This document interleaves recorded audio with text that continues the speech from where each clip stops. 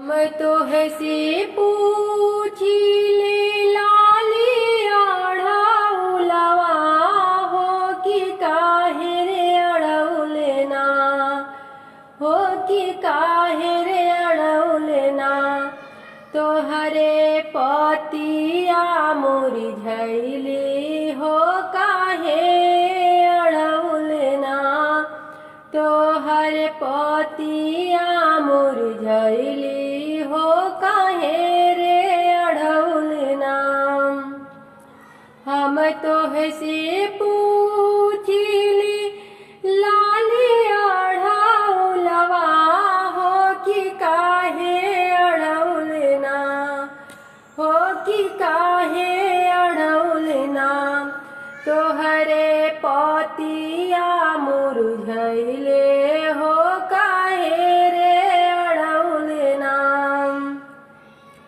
यही रहिया गाइली सीताली मई के डलिया हो कहाँ रे भैया ना यही रहिया गाइली सीताल मई के डलिया हो कहाँ रे भैया ना हो कहाँ रे भैया ना माई के डोलिया ना बिलमवले हो कहाँ रे भैया ना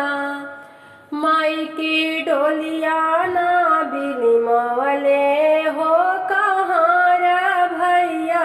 ना जौआ माँ जानाती सीताली मैया आई है हो बहारी रखती ना हो बहारी रखती ना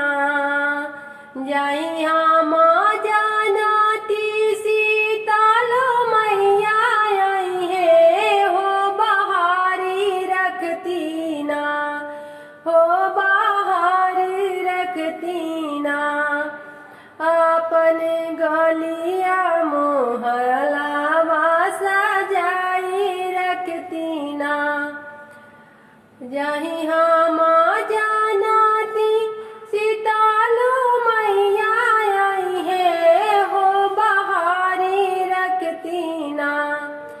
अपने पतिया से गलिया बहारी रखती ना अपने पतिया से गलिया बहारी रखती ना पतिया बिछैती हम माई के बैठती हो हिलाई डलियाना पतिया बिछैती अपने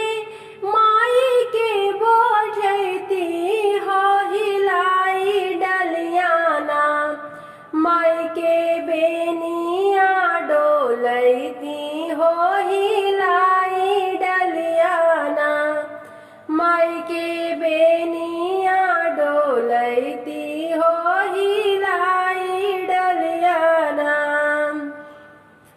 अपने ही फूल से माई के हारावा बनती हो कि गले बीचना अपने ही फूल से माई के हारावा बनती हो कि गले बीचना माई की दिहाती पहराई हो कि गले